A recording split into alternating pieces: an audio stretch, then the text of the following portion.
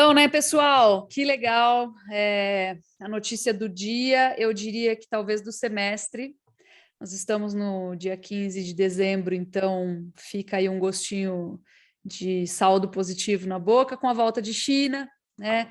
Cliente tão importante, acho que é legal a gente lembrar alguns números, né? A China estava levando 15% da nossa produção, a China estava levando 53, 56, aí dependendo do mês, né? Por cento das nossas exportações, tá? Então, quando a China saiu, a gente ficou meio órfão, meio desesperado, sem saber o que fazer. Os frigoríficos reduziram o abate, a gente já falou sobre isso aqui nesse espaço. Nesse susto, sem saber o que ia acontecer, reduzindo o volume de abate, isso diminuiu, consequentemente, a oferta de carne no mercado. O mercado doméstico continua sendo forte, né? Afinal de contas, esses 15% da produção são mais ou menos 30% de tudo que a gente produz que vai para fora, voltou aqui para dentro, a gente reduziu o abate, vamos falar grosseiramente, mais ou menos na mesma medida, e aí o mercado doméstico levou embora essa carne, ou seja, numa sequência, nós vimos o boi se valorizar novamente a valores que a gente não tinha visto serem praticados aí ao longo de todo o ano praticamente, né? Então, mesmo sem China, reduzindo os abates, a gente fez o mercado se equilibrar em valores mais elevados. Mas esse retorno de China aí, ele não é a única notícia, né? Ele é a notícia geral. Eu acho que dá para a gente discutir alguns números, algumas coisas interessantes aqui, que foram se desenrolando aí ao longo do processo de descoberta de que China estava voltando. Tá? Então, o mapa, por exemplo, em outubro, a gente sabe disso, ele suspendeu a produção China, tá? Mas tinha planta que tinha produto China em estoque, né? Que produziu entre 4/9 e 20/10. Então, tem alguma oferta para a gente já oferecer imediatamente. E nós vimos até vídeos chegando aqui de pátio de frigorífico já com containers preparados para voltar a exportar, já que a China liberou, né, a aprovação da certificação pelo Brasil e o retorno dos embarques. Nós entendemos aí, portanto, que China possivelmente está com estoques meio apertadinhos mesmo, né? Aproveitaram essa brecha aí para voltar a encomendar carne. Nós vimos uns vídeos muito legais, depois vamos ver se a gente posta nas redes, né? Bem legal o pessoal acompanhar também. E eu acho que dá para a gente traçar uns números aí, ô Iago, você que é bom com os números, cara, você que é o guru aí, o mago dos números. Como é que ficou aí média de exportação de carne, né? Como que a gente perdeu desempenho ao longo de outubro e novembro e como que isso pode trazer potencialmente aí o retorno dos embarques, principalmente para janeiro, né? Vamos focar em janeiro aí, que por sinal eu tenho um call para janeiro que é de baixa oferta, né? Então, juntando aí baixa oferta com China voltando, o que poderia acontecer? Fala, Iago. Bem, vamos lá, vamos trabalhar, acho que com os números que a gente tem de janeiro até setembro e depois traçando um panorama do que aconteceu em outubro, novembro e até dia 15 de dezembro, né? Hoje, quando retoma as exportações, um comparativo. Em média, de janeiro a setembro, a gente tinha uma média aí por mês, só com a China, levando em média 78 mil toneladas de carne bovina brasileira por mês, e uma média aí de mais ou menos 420, 430 milhões de dólares por mês que a China gastava comprando carne bovina brasileira. Considerando os valores que foram embarcados em outubro, se eu não me engano foram 10 mil toneladas, e novembro 0,7, na verdade foi 190 toneladas, e dezembro, que não teve basicamente nada que a gente está estimando até agora, a gente calcula uma perda só no quesito exportação na casa aí de 1,22 bilhão de dólares que o Brasil deixou de arrecadar, de receita que o Brasil deixou de ter sem a China no mercado. Além disso, em toneladas, a gente está falando de um volume de mais ou menos 177 mil toneladas que deixaram de ser exportadas. Isso sendo um pouco pessimista, né? Considerando por que sendo pessimista. A gente está levando a média de janeiro a setembro. Outubro, novembro e dezembro costumam ser os meses em que a gente mais exporta para a China, porque é o mês de preparativo para o Ano Novo Chinês, que acontece lá em fevereiro de 2022, nesse ano especificamente no dia 1º de fevereiro. Falando em produção e o quanto isso poderia impactar, né, produção / exportação para a China, de janeiro a novembro desse ano, a gente produziu em média aí 611 mil toneladas. E para a China, considerando o equivalente carcaça, que é a transformação que a gente joga em natura e transforma em carcaça para saber o quanto representativamente a China representou dentro da produção brasileira, a gente fala em torno de 611 mil toneladas mês para uma exportação chinesa, né, uma exportação para a China em torno de 100 mil toneladas mês em equivalente carcaça, o que dá um impacto aí de mais ou menos 17% da carne produzida no Brasil foi enviado para a China, ou seja, a China teria um impacto de 17% sobre a demanda total de carne bovina, né, já que a gente não fica com estoque de carne. E esse só para fazer um pequeno adendo, né? Você pegar 17% e pegar isso e transformar em um excedente que o mercado brasileiro tem que absorver, esse é o impacto que a gente teve nos primeiros dias aí do problema, né? É bastante, visto que a gente está sofrendo aí com um recorde de desemprego e um IPCA já acumulado de 12 meses e mais de 10%. É bastante, né, gente? Então, exige muito do consumidor. Mas a alta na sequência, né, só para fazer um adendo mesmo, Iago, por favor, depois você continua. Na sequência, o boi subiu, né, não porque o mercado brasileiro esteja muito forte, mas sim porque a gente reduziu o nível de abates e reduziu, no susto, os frigoríficos não sabiam muito bem ali no primeiro momento o que fazer, reduziram abates e isso enxugou a oferta de carne e fez o preço subir. Então, quem manda não é nem oferta, nem demanda, é o equilíbrio entre os dois. Desculpa aí, pode continuar. Nada, que é isso. E só para pontuar, entre o dia 30 de agosto, que foi a precificação ali, que a gente realmente, 31 de agosto e dia 1º de setembro, que foi quando a gente saiu a notícia, não oficialmente, mas saiu a notícia, o preço entre esse dia 31 de agosto e o dia 30 de outubro, intervalo de 2 meses, caiu exatamente... Deu uma falhada aí. E o preço no dia 30 de agosto e 30 de outubro... Você está mexendo aí e tá dando pau no microfone. Fala de novo. Preço... Aí. Foi? Voltou? Foi, voltou. Aí, a diferença do preço entre dia 30 de agosto e 30 de outubro, ou seja, a máxima e a mínima, a máxima não, mas a abertura do problema chinês é de 18%, ou seja, o preço caiu 18%, mais ou menos aí uns R$60, mas foi a variação que teve. Agora, sobre o mercado, Lígia, eu acho que a minha ponderação a gente não tem referência de preço. Seria leviano da minha parte falar que o preço para o boi gordo vai ficar 330 ou 350 ou 370. Quando a gente traçou aqueles cenários lá atrás, eu lembro disso porque até foi eu que fiz em junho desse ano, falando sobre os possíveis cenários, a gente trabalhava com uma referência de 350, que, considerando os volumes de animais que foram colocados em confinamento, esse choque relativo de oferta que a gente teve em novembro, eu acho que poderia ter acontecido agora. Tá falhando, acho que você está mexendo aí no fio. Final de novembro. Aí. Tá mexendo a cabeça aí. Acho que é o que poderia ter acontecido em novembro, que é aqueles 350. Eu acho que a gente perde a referência agora, porque está todo mundo no escuro, mas, ao mesmo tempo, na minha visão, a gente tem uma forte tendência de alta. Legal, eu também acho, concordo com você totalmente, porque eu acredito que agora a gente tem uma oferta menor do que a gente tinha em agosto. Então, pensa no problema no período pré-problema, né? Até agosto. A gente tinha uma oferta maior, um mercado doméstico, vamos falar, meio parecido, e as exportações. Agora a gente tem menos oferta e as exportações retornam, então os preços deveriam encontrar um equilíbrio em preços maiores do que os 315, que é o que a gente via lá atrás. Esse é meu racional bem generalista para a gente tirar um pouco a lente de aumento, porque é muito detalhezinho. Quando você foca muito em detalhe, você perde a perspectiva, né?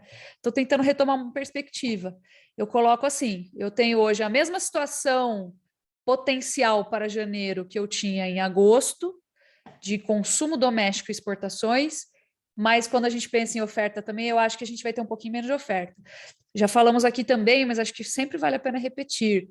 Nós temos aí conhecidos, a gente tem rodado alguns lugares e regiões que sofreram com geadas recorrentes, repetidas, inclusive estiagem, atraso de retorno de chuvas, estão muito castigadas. Isso não é verdade, por exemplo, não é válido para Tocantins, norte do Mato Grosso, Pará, né? A gente tem regiões em que a chuva ela veio de uma maneira mais abundante, de acordo com o bioma da região, é normal, né?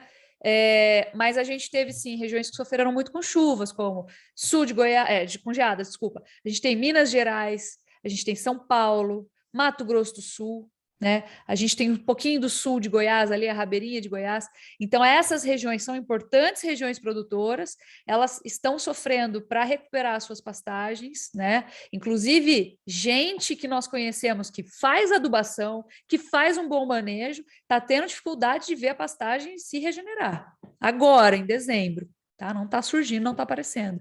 Então, isso com certeza vai cobrar um preço na hora de engordar esses animais entre janeiro, março, né? Esses primeiros meses de safra, quando o boi começa a despontar, ele vai despontar em uma região ou outra, mas ele, na minha visão, ele vai despontar de uma maneira mais lenta. A gente tem que parar de ser dicotômico, né? Falar, então ele já está falando que não vai ter boi. Não, vai ter boi de pasto. Sempre tem boi de pasto, né? Principalmente na safra, mas ele vai começar a despontar de uma maneira mais lenta. Fora isso, confinamentos que giram o ano todo, que não são maioria, são minoria, por causa do regime das águas, né? Da época das águas, que acaba prejudicando aí a curva de engorda pelo estresse do animal, que fica ali na lama, não é todo confinamento que tem um bom escoamento, etc. Vocês já sabem essa parte técnica da coisa. Mas tem confinamento que gira o ano todo. A gente sabe disso também. E esses confinamentos que giram o ano todo, o que eles colheriam entre janeiro, comecinho de fevereiro, foi plantado entre setembro e outubro. E setembro e outubro, retomando o raciocínio racional, setembro e outubro foram meses de pânico, tá? Em que o boi chegou a ser precificado em 260. Teve gente que lançou negócio de. Eu não consegui confirmar, mas lançaram até negócio no mercado de 235. Então, assim, você vê, era a hora do pânico. Se é verdade, eu não sei, mas é o pânico que me diz que o boi foi negociado em 235. Real ou não real, né? Então, essa consequência, a consequência desse medo, né, desse mercado negativo nesse período, ela vai aparecer entre janeiro e fevereiro. Então, eu acredito que nesse período a gente vai ter uma oferta menor do que nós tínhamos em agosto, quando a gente ainda colhia, né, um pouquinho de resíduo aí de boi de pasto, já estava bem, muito judiado, ali também tinha pouco, mas tinha muito animal confinado, né, por um estímulo aí dos preços que vinham já desde o ano passado, uma expectativa de que a China estava importando muito, estava potencializando aí seu crescimento. Pois não, fala aí, Iago. Só o único ponto que eu ponderaria em toda essa questão não é nem sobre fatores de oferta e demanda, é sobre como o pecuarista vai precificar isso. Porque a gente tem uma ciência de que o preço pode subir, mas da mesma maneira que existe um equilíbrio, né, entre oferta e demanda. Então, tentar olhar para a bolsa e ver qual o preço que ele vai achar justo, digamos assim, ou qual ele acha que é o preço para ele comercializar e seguir isso a regra, porque hoje a gente já tem uma precificação de 335. Então, o preço pode subir, até quando ele vai subir e até onde ele pode subir, né? Então, eu acredito sim, piamente, de que a gente vai ter uma tendência de alta, mas é exatamente isso que você pontuou e que eu pontuo muito aqui para que todo mundo fique atento. A alta, ela existe, ela é real, mas para tudo existe um limite. Eu acho que um limite nessa vida e é o ponto de você tomar uma decisão a partir das metas que você estabelece, né? Então, 345 é o preço justo, 350, 355, até onde vai esse limite de alta, que acho que é a grande questão, na minha opinião, hoje. Eu acho que tem uma coisa legal para a gente falar aqui, que é o seguinte: lembrar que 70%, que historicamente é pouco, ainda ficam no Brasil, porque historicamente a gente trabalha com 80%. Então, nós conseguimos diminuir essa proporção da produção que fica no Brasil. Mas 70% é muito, na verdade, não é pouco, né? É muito. É pouco historicamente, é muito proporcionalmente. Tá? Em termos comparativos. Então, 70% ainda ficam no mercado doméstico e ficaram no mercado doméstico quando a China estava no ápice, no seu ritmo máximo. Tá? Isso significa o quê? Que o consumidor doméstico ele ainda vai ter que pagar essa carne cara no final das contas e ele está combalido. Então, lembrando, né, eu acho que a régua ela deve ser traçada em agosto, em que se estava com 315 dentro de China comprando, mercado doméstico parecido com o que a gente tem hoje e mais oferta.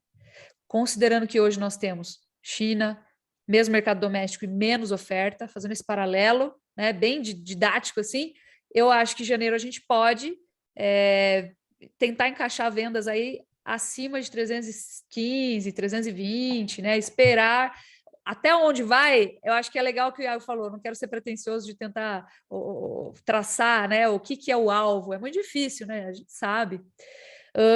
Mas eu acho que vale a gente traçar um paralelo com o período em que a gente tinha mais oferta, considerando que agora a gente tem menos oferta, então tem que ser acima de 315, né? A partir daí começa a ser bom negócio, até porque segurar boi no pasto desse jeito que está, tem uma conversão muito ruim, dependendo aí, obviamente, da propriedade, da região, e o confinamento ele está apertado, né? A gente está arrochado com os custos aí. Então, eu acho que essa é a baliza. A baliza é o agosto e jogando para cima o que deveria ser pago agora, pelo fator China estar de volta e a gente ter uma oferta reduzida em relação a agosto. Esse é meu racional. Eu acho que ele deveria servir para as negociações dos pecuaristas que estiverem nos escutando. Tá bom? E hoje foi um dia e tanto, né? Já estou sabendo que hoje teve negócio de 330. Quem quiser saber o lugar aí, fiquei sabendo até que foi em Iturama. Então, cara, a gente já está sabendo de negócio de 300 no Tocantins. Então, assim, é tudo negócio China, tá? O mercado Quem voltou. tem boi China agora vai ser rei. Vai ser rei, tá? E aí eu escutei uma coisa, né? Eu sou muito. A gente tem que trabalhar sempre o anticiclo, né? Não o ciclo, que a gente faz parte da manada. O pessoal falando, agora que eu tiro meu boi da escala. Eu falo, cara, agora que você tem que sentar em cima do boi e negociar, não tirar da escala. Agora você tem que caprichar na negociação. Porque, como a gente falou aí semana passada, né, o chicote mudou de mão de novo. Sim. E esse ano mudou de mão, assim, muitas vezes, tá? Muitas vezes. Às vezes mudou de mão no mesmo dia, tá? Então, o chicote mudou de mão, aproveitem para chicotear e não para perder a oportunidade, tá? Cavalo passa selado, não é toda hora, não. E o chicote muda de mão não só no boi, né, Lídia? No milho a gente viu acontecer isso também com essa desova que teve aí desses últimos dias de milho indo para o mercado, com a exportação sendo a única válvula de escape. O mercado estressou por conta de Rio Grande do Sul, está estressando também por conta de Paraná. A previsão agora para os próximos 15 dias não indica nenhuma chuva para o sul do país. Então, o mercado deve continuar um pouco estressado aí no começo do ano, mas a gente sabe que a soja está chegando em fevereiro, né? Com bastante força, roubando armazém, roubando logística do milho, e aí o milho que está estocado ele pode voltar para o mercado. Tá falhando também, Stefan. Vocês estão tudo bichado hoje, gente. Eu estou ouvindo bem. Então, tá? Aqui falhou talvez Acho que sou eu que estou bichado, então. Então, esse milho que tá no estoque aí, provavelmente ele entra fevereiro do ano que vem. Março, a gente já tem a colheita avançando mais, né, do milho primeira safra também, região sul, sudeste, apesar das quebras que a gente vai ter. Então, dá para a gente traçar aí um cenário muito melhor de oferta para o milho do ano que vem. E mesmo assim, as previsões aí climáticas que trazem aí para o longo prazo, né, do NOAA, indicando um cenário muito positivo para a produção de milho na região centro-oeste também. Excelente, cara. Outro ponto também, agora voltando um pouquinho para o boi, né? O Stefan falou um pouquinho de milho já, desculpa o vai e volta do podcast, pessoal que está nos ouvindo, mas eu acho que é um ponto interessante também para falar, que a gente estava falando do chicote aí, né? Que não é momento de sentar em cima do boi, e sim aproveitar as oportunidades que o mercado está dando para negociar da melhor forma.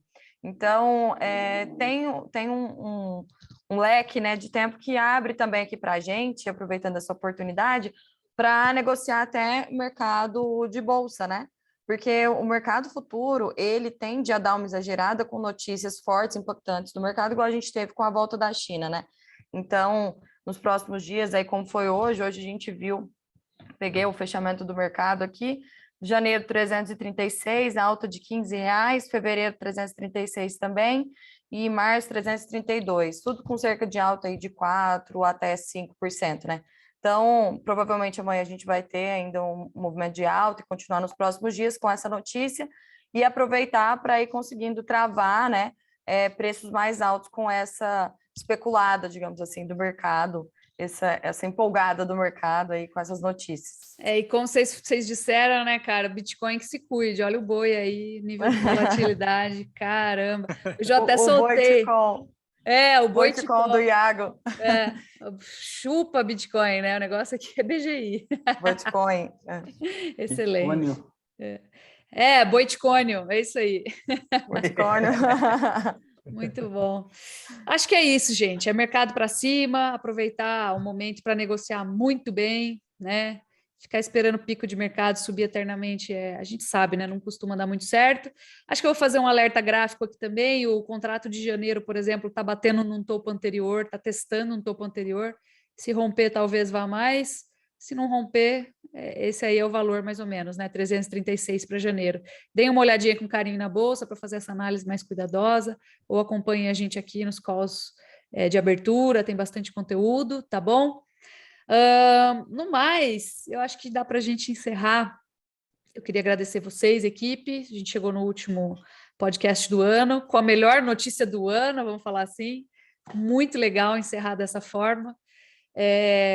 Grande alívio, na verdade. Eu queria agradecer a vocês, equipe, pela parceria, por terem topado esse desafio que a gente tinha as nossas reuniões, mas eu acho que o podcast ele sempre exige um pouquinho mais de perder tempo para raciocinar, né?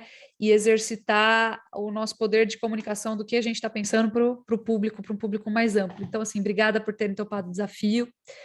Eu queria aproveitar e desejar um Feliz Natal para todo mundo, para vocês, para todos que nos ouvem. Obrigada pela parceria, obrigada pela disposição do tempo de vocês, todos mesmo, tanto a minha equipe quanto os que nos ouvem, né? O tempo de vocês é a coisa mais valiosa que todo mundo pode ter. Então, obrigada por ter disponibilizado esse tempo para a gente. Um Natal em Cristo, na caridade, que 2022 seja um ano de muita saúde e, dentro desse ambiente de saúde, muitas oportunidades para que os preparados aí, esforçados, possam aproveitar. Tá bom? Obrigada mesmo, fiquem com Deus. Ano que vem a gente volta para a temporada 2. Obrigada, gente. Beijo para vocês. Obrigada, valeu, pessoal. turma. Bom final Valeu. de ano. Ano que vem. Valeu. Feliz Natal. Vai, Torinho. Tchau. Um bonequinho de neve no trator. Ai, muito bom. Tem que fazer um no boi, pô. Putz, falhou. Os gringos não estão fazendo isso. É made in China esse aqui, por sinal. Valeu, gente. Beijo pra vocês. Valeu. Abraço, pessoal. Tchau, tchau. Valeu. Tchau.